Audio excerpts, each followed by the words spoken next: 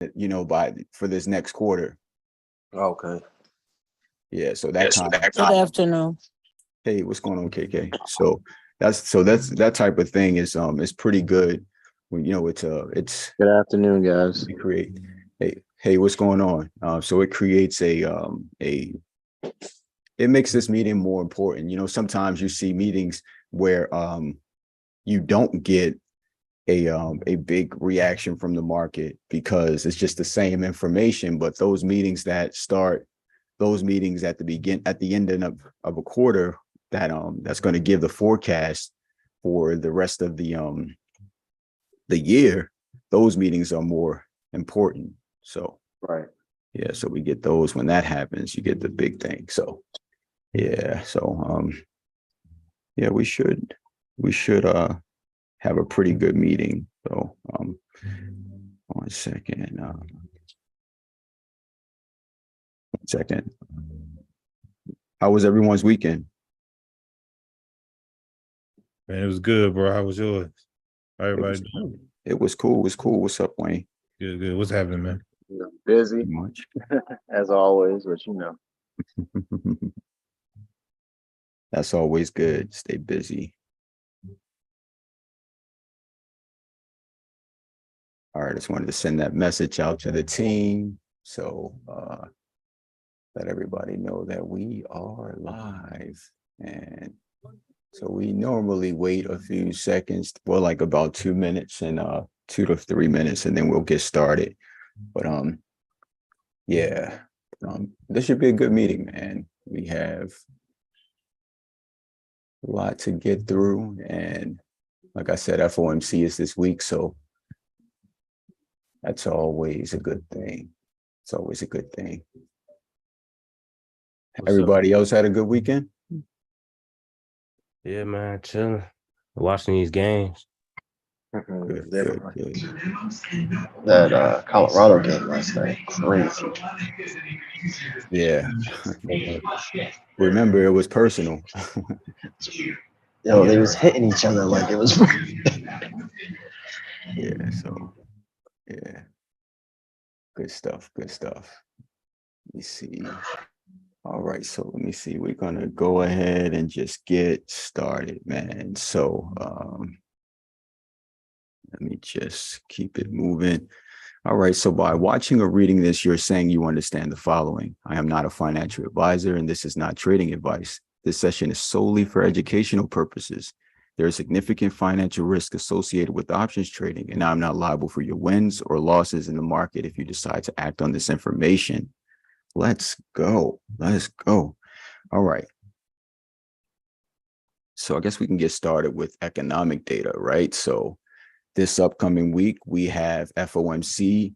And as I was saying a little while ago, this meeting is even more important because we get the economic projections also. So Powell is going to give his forecast on the rest of the quarter. So, we have the FOMC meetings every 6 weeks, but we get the economic projections at the end of every quarter or the beginning of every quarter, depending on where the meeting falls. So this one is a little more important.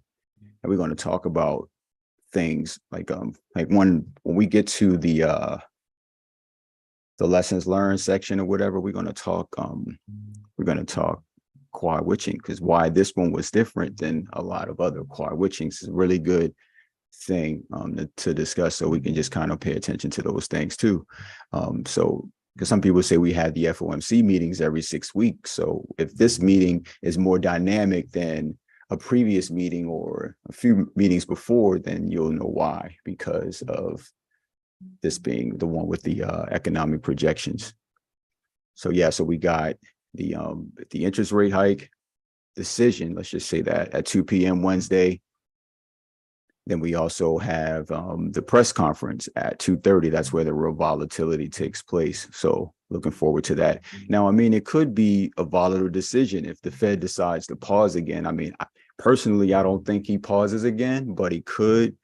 And one of the things I felt about that was, remember 2 FOMC meetings ago, so let's just say like over a few months ago, when they decided to skip a rate hike, the following CPI print we got.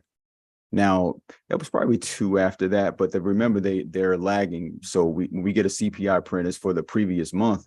We had got it was the first time since last summer that we had the forecast higher than the previous forecast and higher than the previous forecast and the previous print. So it kind of showed that there was a pivot starting to happen. And then we got solidification on that with the consolidation that we got for this particular print. So, and I'm not saying this related to the fact that he paused, took his foot off the gas for a second of the raising of the rates and stuff, but could be related. Who knows? But just throwing it out there. All right. So key economic data we got this week. We have the U.S. housing starts Tuesday. Again, we just discussed the rate hikes. We also have the dot plot Wednesday as well, which is good to see with the Fed, where they place them this time and how right or wrong they were from the last time. Also, we got FedEx earnings on Wednesday. We have initial jobless claims Thursday, existing home sales Thursday, Philly Fed factory index Thursday. We have the Fed balance sheet coming out on Thursday, and we have the U.S. service manufacturing PMI Friday. So we have some economic data on here, but everything will be centered around, obviously, FOMC this week. All right.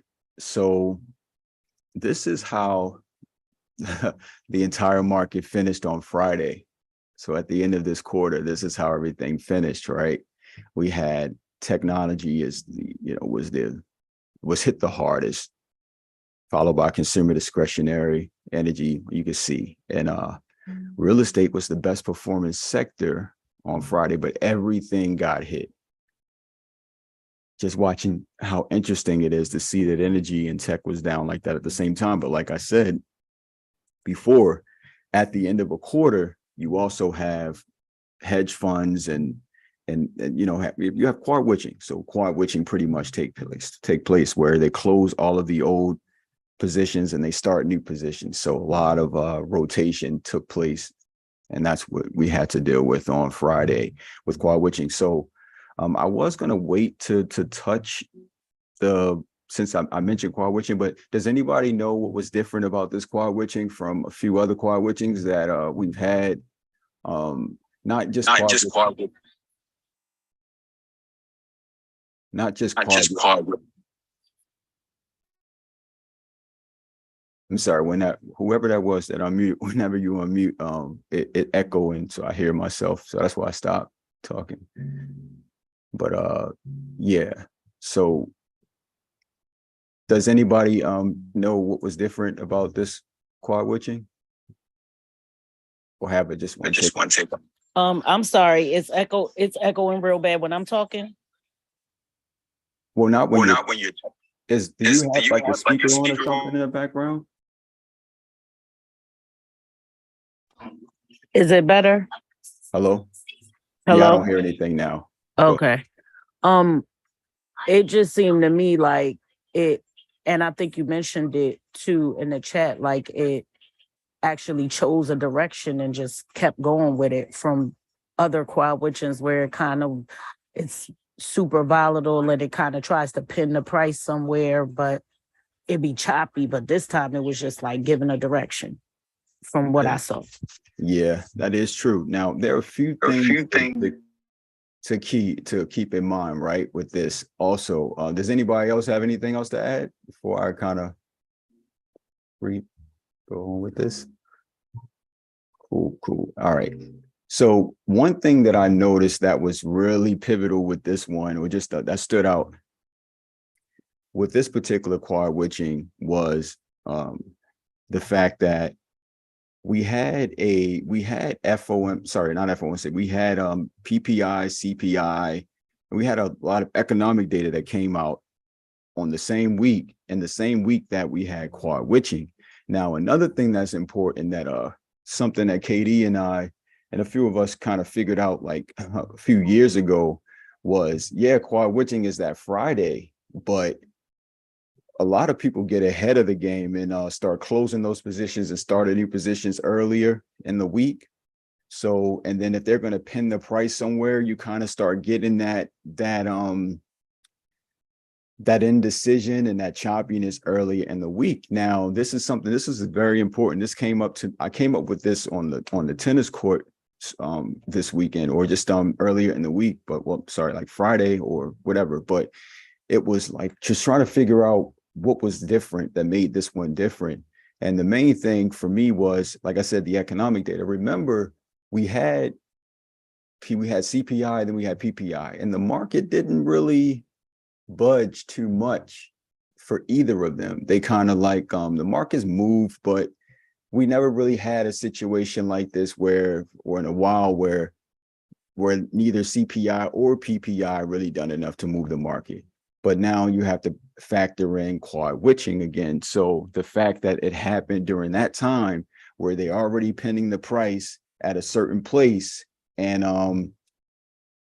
so it just created a lot of choppiness. So now I'm just looking at just something for lessons learned, because I always like to look back and see like what could have caused the market to do this. Why did none of these economic data events really move the market in a way that we kind of expected to happen? And so if they happen, if we get them during a week where it's quad witching, we have to be kind of apprehensive about that just going forward, because it was something that really impacted the market. And so just have to keep that in mind. And again, I'm bringing this up to you all because I don't remember everything all the time. So maybe somebody will say, well, this was quite so.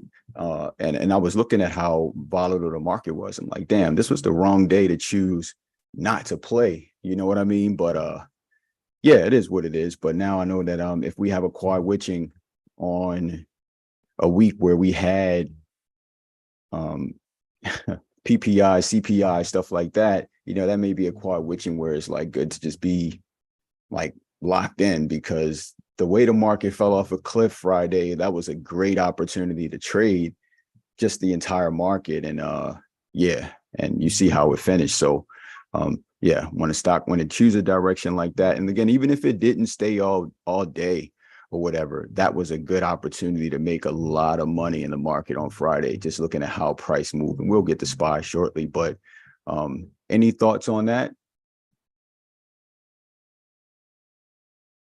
Cool. So let me ask another question then.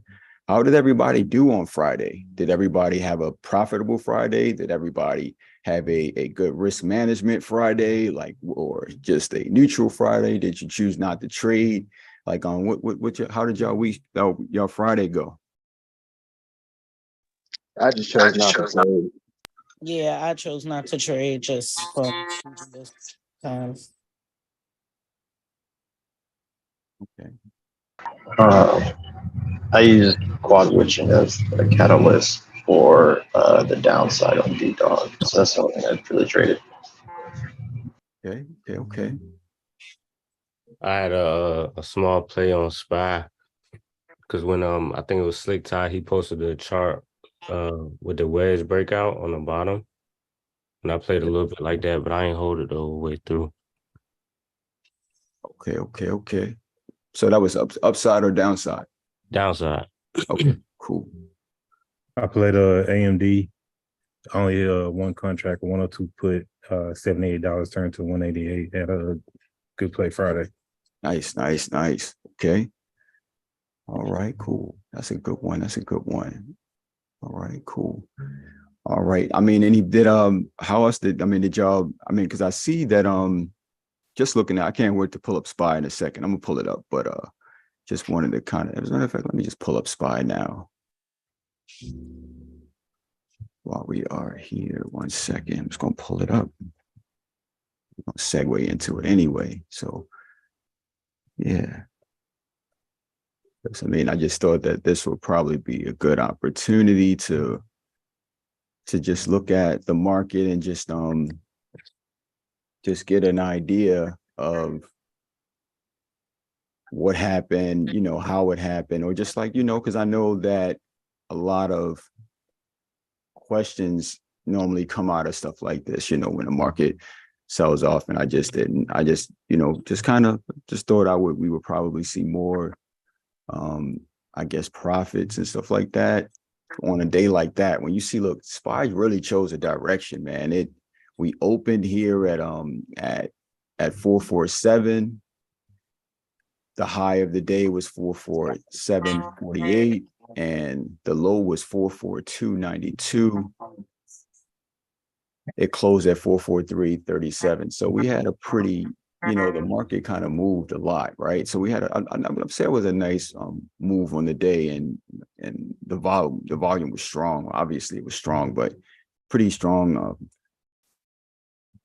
price action on that day. It was just great. It was great, as opposed to that choppiness. Then you get that flush at the end. If you look at it on like the session hour or something like that, you see from the get-go, it just kind of like it died. It kept retesting VWAP, and it just kept dying, and just went all the way down to some key levels here, to a key level down here, and it held that. It closed right there at this key level too. So we'll see what price does next week after a flush like this. And again, positions being closed, I pretty much look for an upside on a swing tip. And I saw something that KD said last week also about typically heading into FOMC, you expect the markets to kind of go up or whatever. FOMC is an event that happens during the market hours. So it's not like you have to swing or anything like that. So you got that whole week up until Wednesday at 2 p.m. to play the upside if there is an upside, But yeah, I mean, was there any difficulty on Friday? Did anybody have any trouble with anything on Friday?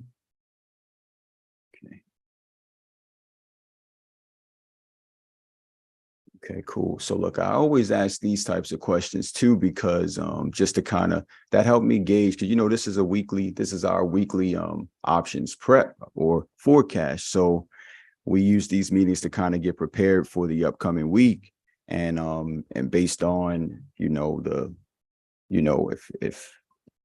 if Friday was a straight cut and dry situation for the team, then I know that those are the types of events and stuff like that I don't need to kind of reinforce the what we do and things to look out for and stuff like that, right? So that's I kind of use these meetings to help gauge that information and stuff like that. So that means you guys were pretty much good with risk management. You guys know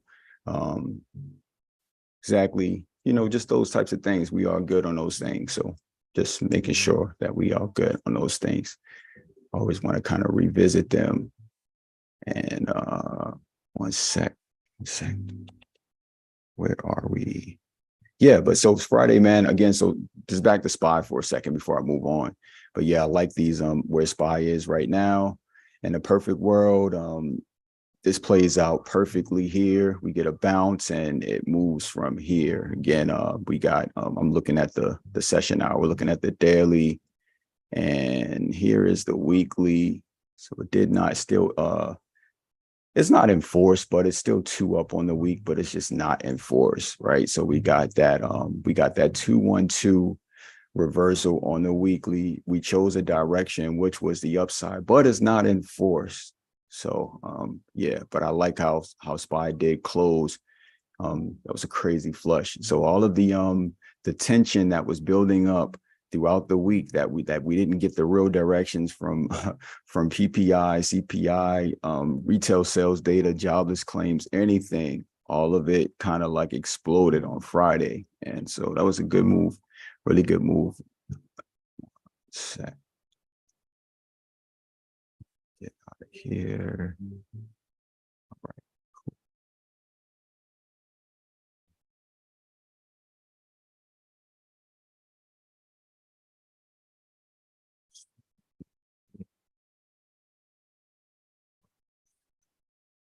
Oh yeah, so real quick.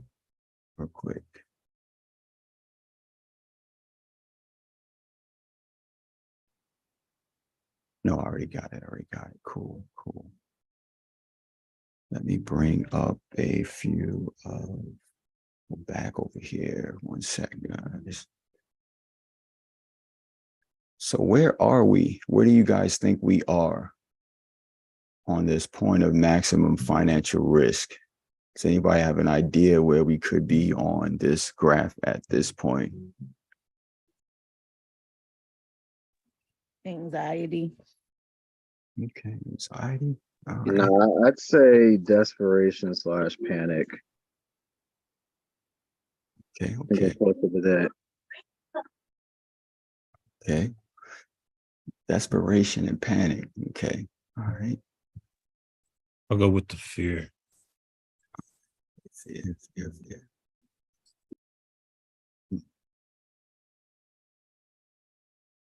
I agree with the anxiety because not knowing what the Fed gonna do yet. You know, Okay. All right. So you think we got that much? We got a long way to go down? Y'all think that we got a long way to go down? yeah, because I feel like we ain't have no like crazy move yet. You know, I agree. I agree. We haven't really had any crazy move yet. Cool, cool, cool. All right. Cool, cool. All right, let's move on. Now, does anybody have anything they want to share, or like just it can be just a thought, or something that they learned, something they want to just share with the team, a recap, anything?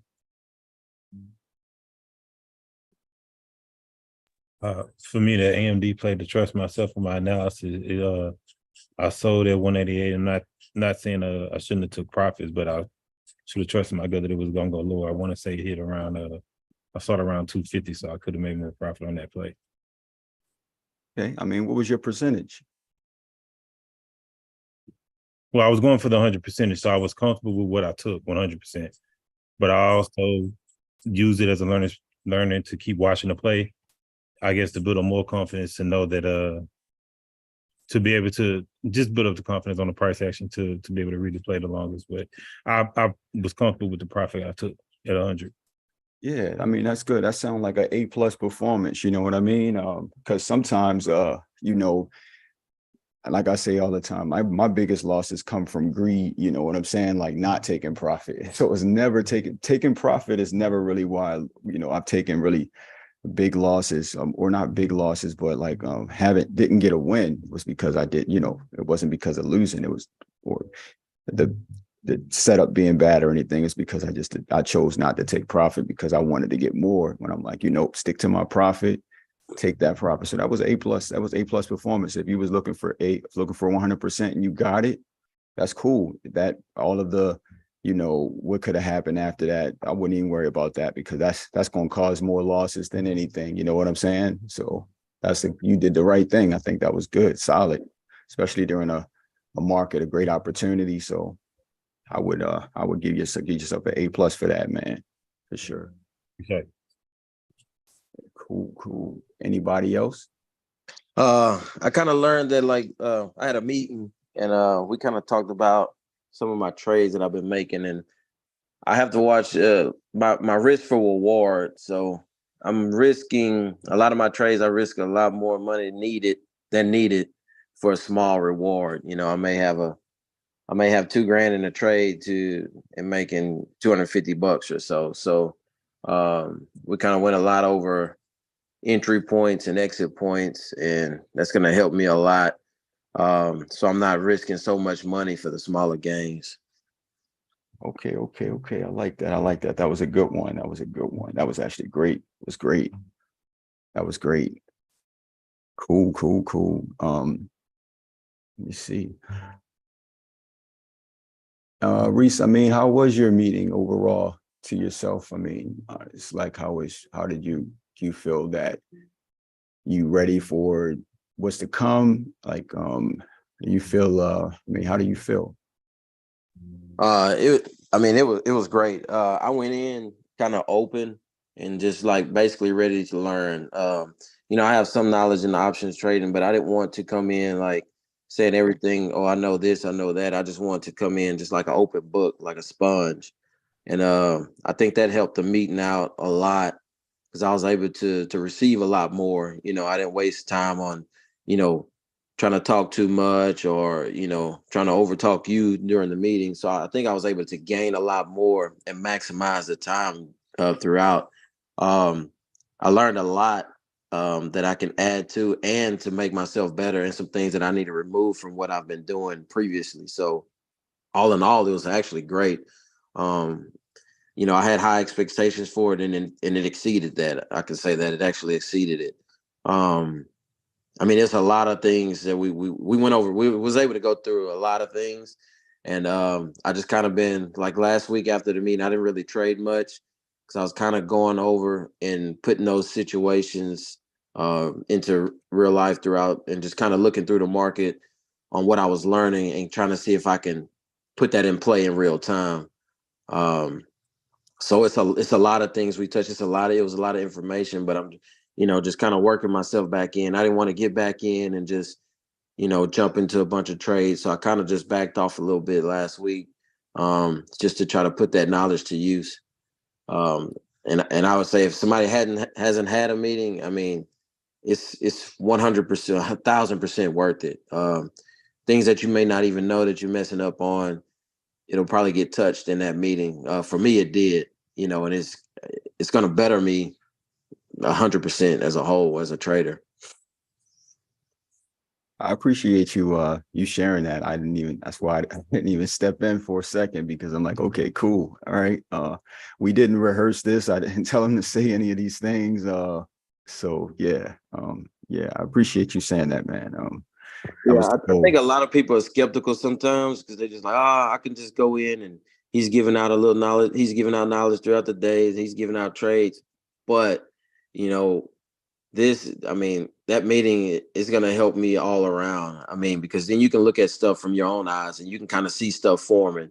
And then you can add, you know, to the group. You may be looking at a certain stock that nobody's looking at, and you're able to chart it and look at its movement, and you can help out the group and, you know, bring value. So I think it's definitely worth it.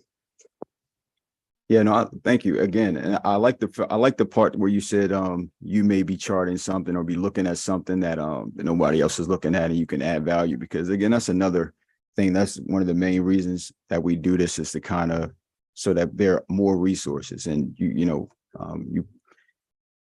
I feel like, you know, you can't, one is too small of a number to achieve greatness. And so we have, the more people we have adding value or just bringing information, even if you don't have a lot of knowledge about something, you may see a move in a stock. Like last week, Cliff brought he said, look at Disney. I looked at Disney, man. Disney had one of the best setups that I've seen. It was one of the charts that we actually going to cover today during the chart setup portion of this meeting, because Cliff brought it to our attention. This is the second time that he brought other charts to the table, but Disney was something that he mentioned this week. I looked at the chart and it was an amazing setup on it. So yeah, so when you just sometimes just mentioning something that you see, whether you know what's going on with it or not, it can actually bring something to the table that could help us make some money. So that was that's a very good point too. So but yeah, I like that. Anybody else with any lessons learned or any thoughts or anything like that? Cool. Well, I'm gonna touch on something just because it's just something, a reminder, just so we can just to do it, just to remember. So, every play isn't going to play out the same way. It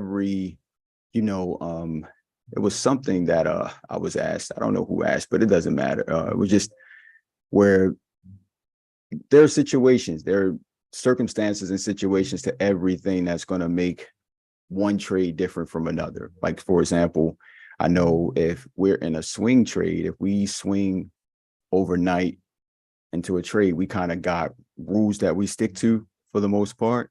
And those regards, there's rules that have been documented or whatever. But I just think that there's like kind of a discrepancy on when to apply it and when not to, because based off like some of the messages that I've got and some of my admins received just about the video on Friday. So there was a video swing trade called out on Friday. It's been the same trade that we've been swinging, buying, swinging almost every single day this week or last week.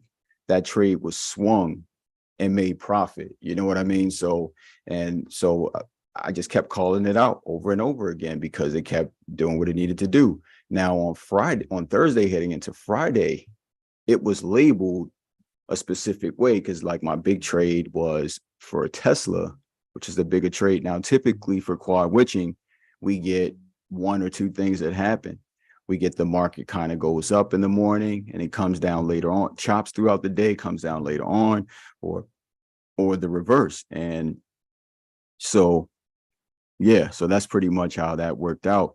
But at market open with the NVIDIA trade, you could see in, the pre-market that we were struggling. The stock market was struggling in the pre-market. We were down in the Asian futures session, and we were struggling already. So my goal in a situation like that is always like, okay, so let's get out of this trade unscathed. That's all I'm looking for at this point, because we already know when you swing a trade, no matter if a stock gaps down or gaps up, you have no control over that price at market open. Whatever is going to be added or subtracted from that premium you're going to see it immediately at market open, right? So at market open, that trade wasn't even down 30%. You know what I mean? And I was trying to get that screenshot. I didn't even get the screenshot, but I mean, there's a few people that were in the trade. And I know a lot of people didn't take the trade, but there are rules, at market open, you kind of want to follow those rules, and just if the trade isn't going the way you expect it to go, but the most important thing about risk management is live the trade another day.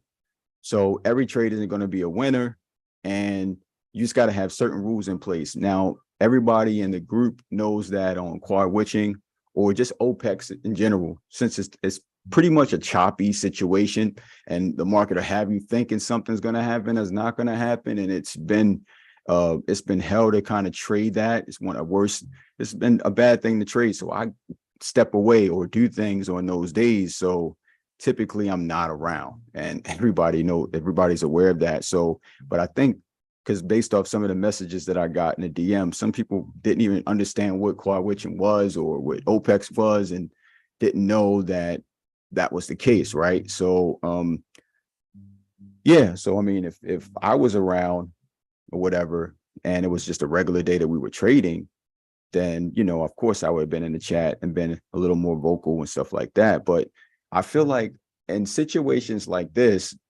we have to start using our, not even just our instincts, but the elements, the foundation. Like, for example, when I go over the chart setups, like for SPY, I asked the team, do you guys understand that during these meetings? Do you have any questions? Everybody say no, or they stay silent. So then on a situation where I'm typically not trading and I'm like, okay, we got some swings, they know to get out of this trade, this, they know to do this. I assume that those things, and it's okay for me to go off and hit, to the tennis courts for a while or whatever. So if that's not the case, then I use these meetings to kind of gauge how I'm gonna carry the week, or how the week will be in terms of how much support my team will need. For example, FOMC, we got it coming up this week. And again, like I said, we got the economic forecast for the next quarter coming up, right? So it's a lot of things that could possibly happen. But, if you guys don't have questions about any of it, I'm just going to take that and be like, okay, cool, no questions, that's fine. But it's not like a slight to you all, whatever. It's just that, like, my goal is to not spend as much time staring at charts as I love to stare at charts, but I mean, like, during market hours, I got things that I could be doing if I'm not in a trade. But if my team need me, I'm passionate about this. I want to be here for the team, right? So that's important to me. But I'm saying, like, I want y'all to still pay attention to basic things, especially that are listed in the options trading Bible. So, and that's available everywhere, right? So, but it's just important to pay attention to those small things. Nobody should have taken an L on NVIDIA, and I can see if it was a situation where, okay, well, it opened up down $100 or opened up down $50 or something, and you go, okay, I got to take some sort of an L, and then there's some sort of hope at that point. Well, let me get the rest of my money back, and I'm like, okay, I even though I don't like those situations, I can still empathize with those situations. But I can't empathize with a situation where you have most of the profit, I mean, most of your investment, and you just let it go to zero because you just were in a trade, and like, well, nobody called it off. I'm like, I wasn't around, and I specifically told my admins or just people in general, if they don't ask any questions, then, if somebody asks questions, just be in the chat and be alert this morning if anybody has any questions. But, they know what to do already.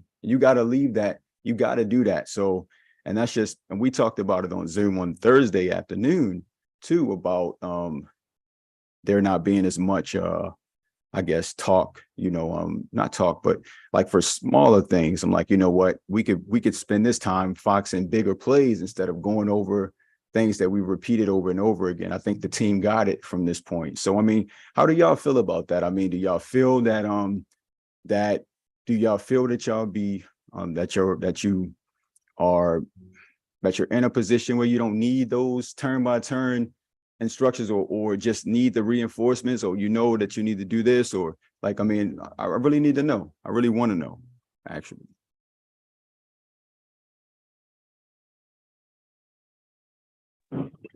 Personally, I think I'm in the position that I'm still, learning from all these mistakes.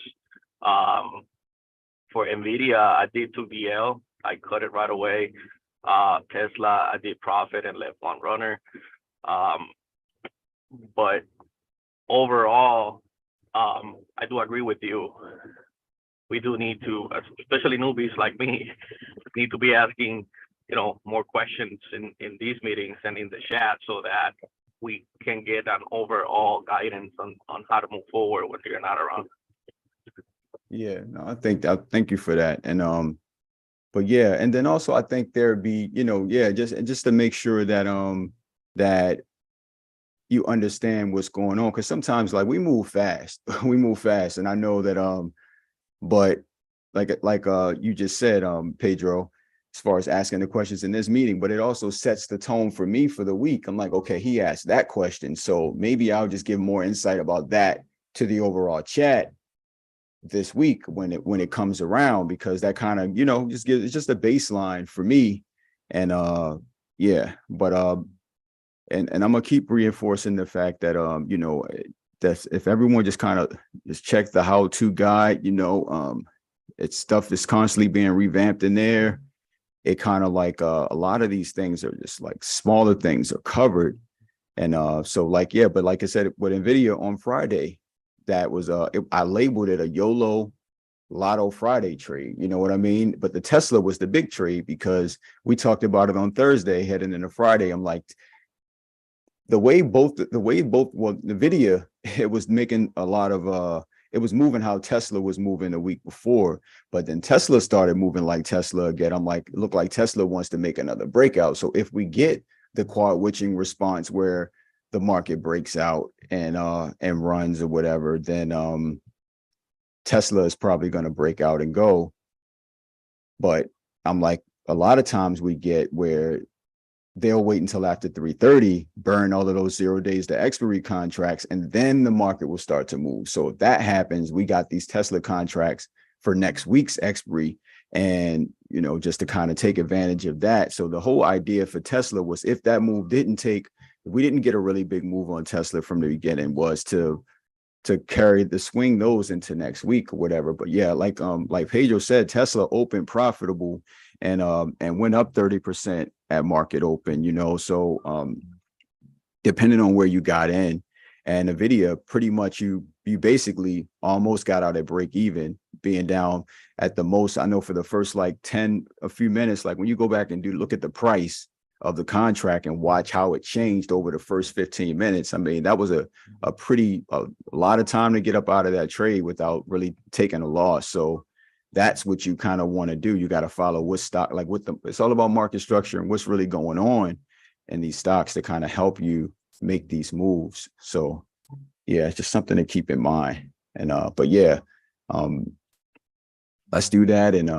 And fail fast. If you're gonna fail fast, but don't hold on to these trades and the ego. I'll call one of my trades a loss in a minute before just trying to say, well, let's do this and let's do that. If it's a loss, it's a loss. Let's move on, so that's how it is. But so speaking of Tesla, let's kind of segue into Tesla, man, heading into this week. Oops. Tesla, man. So look, check this out. So this was Tesla on the daily. We got a hammer, almost like a hammer on the daily, right? So a nice bounce here. Tesla's still holding up pretty strong. We have a 222 reversal on the session hour, and it finished in force right over the 9 EMA and VWAP. And on the weekly for Tesla, still holding up pretty well, still holding most of his gains. So we will see how Tesla moves. But yeah, so far, I like what I'm seeing from Tesla, and it looked like it wants to have a continuation. Look at that volume on Friday that came in there. This was the highest volume since June, since the week of June 26th. That was the highest volume that we've had. Well, it's actually, the highest volume that we had since the week of June 12th on Tesla. So, and it was bull volume. So it's been looks pretty good. So let's see what happens from here. Okay. Interesting. Very interesting. Yeah, I like Tesla. So again, I like Tesla this week. What I'm looking for Tesla, like I said before, if we could, where did Tesla close on Friday? So Tesla closed at 274.39. Like I was saying before, over 275. I see Tesla going to 300, but obviously we're going to hit 280 first. From 280, then we got the 291 price level, and then from there we can go ahead and retest 300. But yeah, I'm bullish on Tesla. Let's keep this momentum going. I mean, you got to pay attention to how stocks move during these stress tests, the market stress tests, and Tesla held up pretty well. We talked about Disney, so I'm going to switch over to that really quickly. I should have hit Meta first, but I'll hit Disney since I brought it up. And yeah, there we go. So look at Disney, man. Disney, very, very interesting chart on Disney, man. We got time frame continuity on the weekly, the monthly, and the daily. Look at these green oscillator bars on MACD. We got that cross up, and we got the candle confirmation off the wedge break. It's been holding the 9 EMA, and look, the 9 EMA is about to cross the 21 EMA, and we had a lot of volume coming in there. So yeah, I like this Disney chart, man. I think it has potential to make a nice move, man. I feel like if we can get through 85, let's just say 85.80 and hold above there, we can easily go up and retest that 88.80 range, close that gap up there. And then we got a few gaps, but that's the one that I'm looking at over here, right? So think we can get up there. We can make a nice move. So keep this on watch. But I really like this move on the weekly with that 222 reversal. Looks really good. Disney is on watch. Hit Meta, then I'll hit QCOM.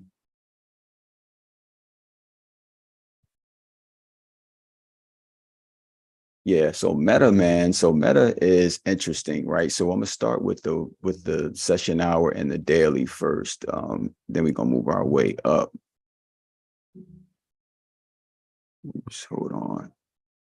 So this is Meta on the daily, man. We had a crazy move this week on the stock, right? So we took out some highs, we broke out of the wedge, and had a nice move on this, right? But then on Friday, we got that pullback, and we found the way back over the 21 EMA right before the close. Found the way back over that right before the close and closed just above it, right? We lost the 9 EMA, and it's been holding the 9 EMA for a little while, but it did lose it, right? So now there is a range that we have been trading or just watching on this. And if you look here, Meta kind of like came down and tested the outside. It shows up, is depicted better on the session hourly here. So this is what I was looking at a because I saw the pivot starting here on the session hour. So that was the thing that got my attention. We got that strong bounce with that hammer. So I'm looking for a pivot here, and we could possibly make a move up. And again, I'm not saying we're going all the way up to the top, but when a market flushes the way it did on Friday after quad witching, and SPY closed at key levels also, I'm looking for a bounce. You know, it's a high probability bounce. Yeah, so I can look at the weekly and stuff like that. It can see that there's a possibility that you get more downside, but I'm playing this off of a day. I'm looking for a day move. I'm looking for a swing trade that could possibly play out on Monday and we get a nice move, right? Based off of a gap or something like that. That's what I'm looking for from this. And plus, if you back test Meta on the weekly or a lot of other time frames, seeing an inverse hammer on the weekly doesn't always translate as a continuation to the downside based off of just price action that I've seen. I've seen a lot of situations where Meta has an inverse hammer, but when you look at the overall chart, it's at a key level or something like that, and we get a crazy gap up on that following week. So it's happened numerous times. I show you a few of them in recent history, like right here, inverse hammer, gap up, right here, inverse hammer, gap up, you know, so right here, inverse hammer, gap up. So, you know, Meta does that a lot, kind of. That's why it's an interesting stock to play, but you gotta, you know, I'm looking at a time frame, but I'm also looking at the totality of the data of the situation too. And just so yeah, so if anybody wanted to know, like, well, damn, why we get that Meta call out at the last minute? I'm like, I saw some things that look like we should get a Meta call out. So, and it still was holding the structure, and it made a nice and just looking at the overall market, if SPY was the reason why it flushed out, instead of having that continuation on like we were starting to do here, then SPY can bring it back. And again, it's just all about just the overall sentiment. Tech guy hit the hardest on Friday too, and typically we get that inverse the following. So it's a lot of reasons why, and you got to be able to. What I always do when, you know, everybody know I like to trade Meta, but it's one of the reasons I like to trade it is because it's like a puzzle a lot of times. And when you got to go back and back test that stuff, you got to go back test it and just see what's going on, and take the data and stride and use it for what you got to use it for. But it's just most importantly,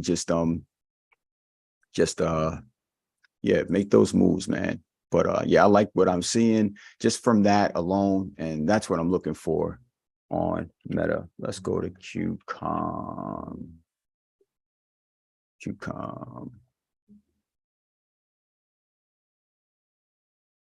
Man, QCOM had an interesting situation. One of the highest volumes on Friday, and we got an inside week.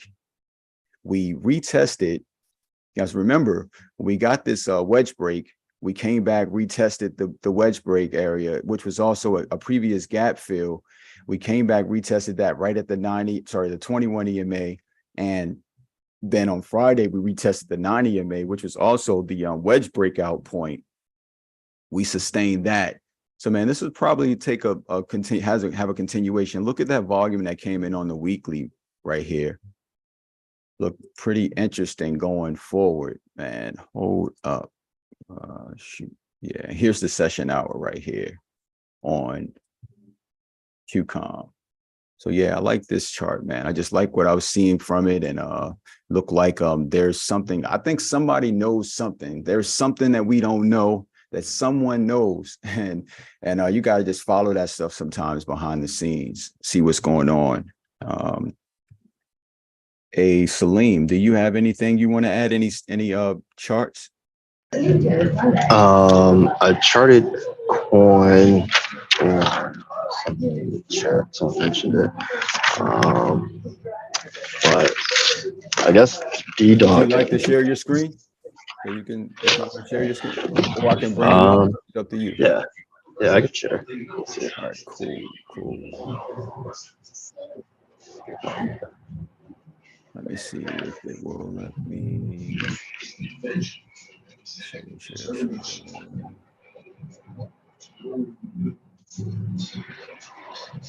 Share.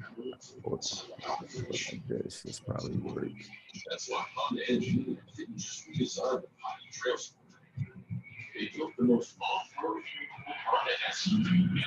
Pause. Pause my sharing for a second.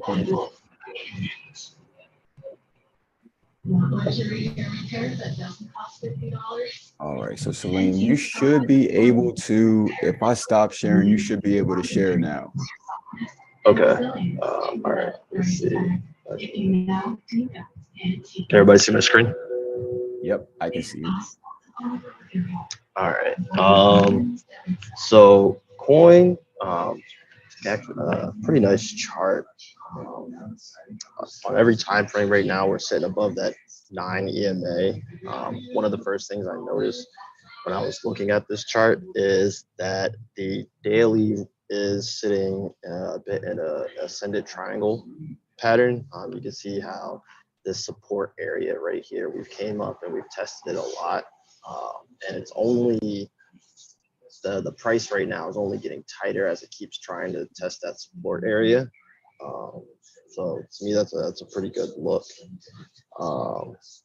And that gives us about $13 to the upside if, you know, we can break that area with some volume on the breakout point.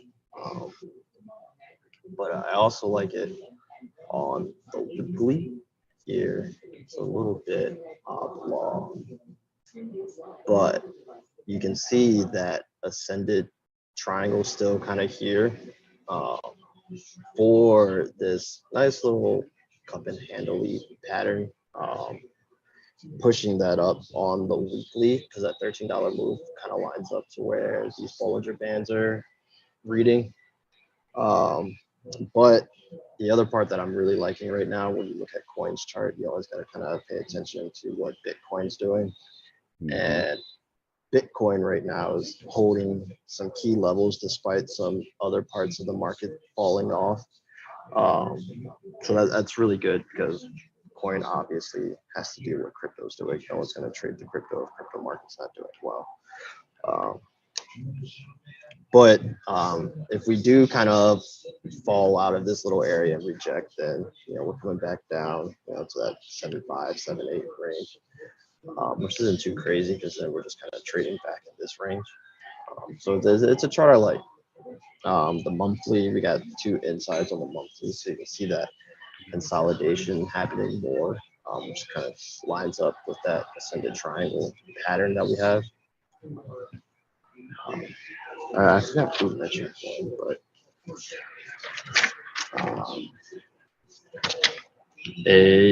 another chart that I really like, that I've kind of been foxing, I guess, all week is Datadog.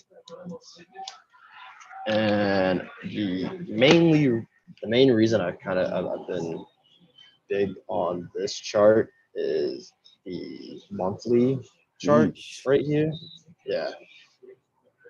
So it's a bit of a large pattern, and it's on the monthly time frame. So you're gonna have to keep watching it. But you can see that this head and shoulders pattern is really clear. It's really clean as well. Last time we played something like this was on PDD, and you know it fell. Yeah, that played out. Yeah, the stock died completely, and D-Dog here looks like it's trying to do something similar.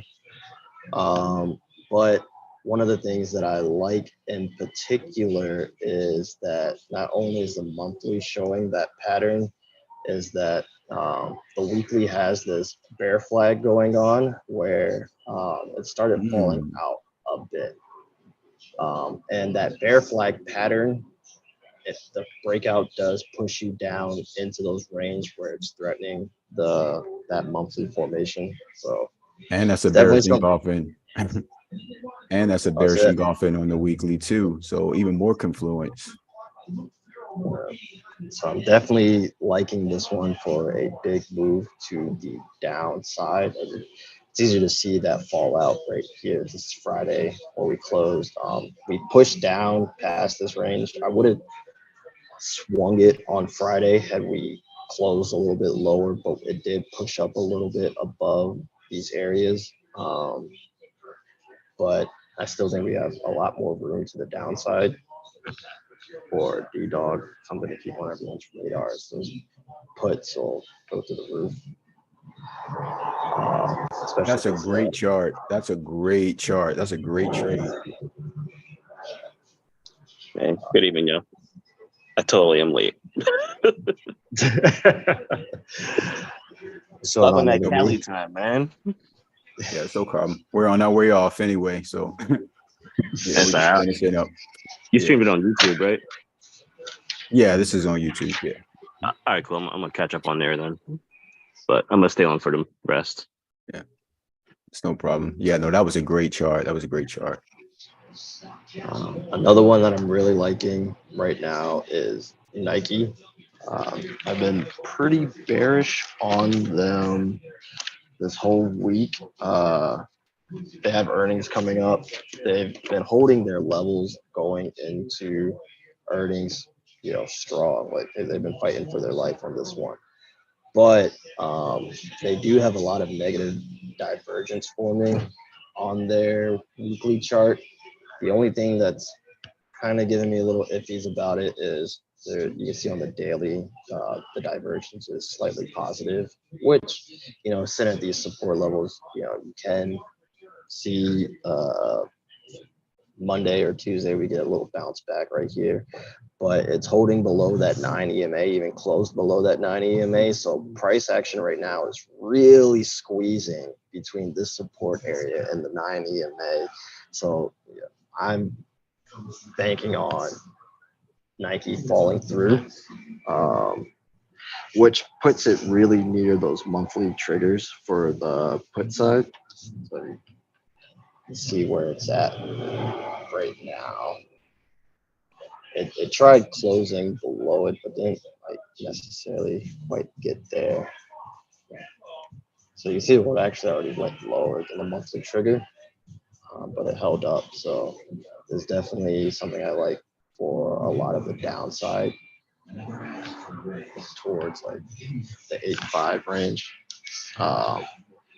I do have ADP's $80 puts as one of the ones I was looking at. And let's see, what are some of the other ones someone else asked about? So those are the two charts personally I really like. Is the Nike Data Dog. Yeah, Nike was one of those, a really big one. I think Juice said he said Netflix, and then there was AMD. Yes, actually, yes. So some of the, sorry for the noise outside. So for Netflix, man, it's we're headed towards some really strong support area on Netflix. You see here, it has the support area that's also lining up with that 9 EMA on the monthly. So that's something I'd really like to see for a nice bounce play for Netflix. Of course, losing that, and we're falling right back down to that 320, then 273 range. But one of the things that could kind of play into that is the negative divergence on the weekly.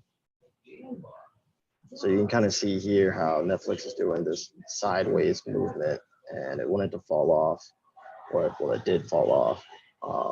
But the RSI here is kind of headed into that downtrend, so it's getting weak and sustaining this.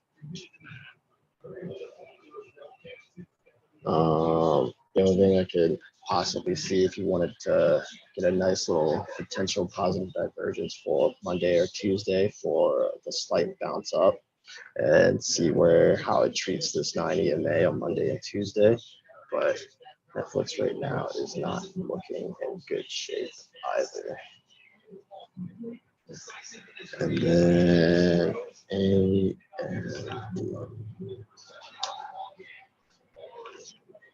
and a pretty big move on Friday. It's not a chart I was keeping my eyes on. So one of the main things I noted when I was looking at AMD was on the weekly here. So on the weekly here, there is some negative divergence, and you have that reversal pattern ending right there, that 2-2 reversal. For the downside, it is nice that you have this strong support around 9.9.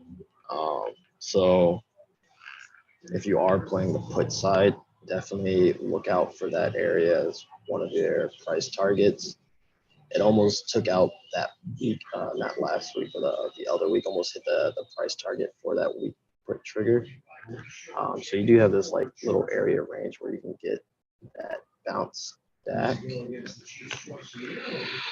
But the dailies definitely showing some signs of a short-term reversal at this support area. So if Monday we gap up or gap down, my apologies, towards this area, we do have a little bit of divergence that will help push the stock back up to the upside, in my opinion.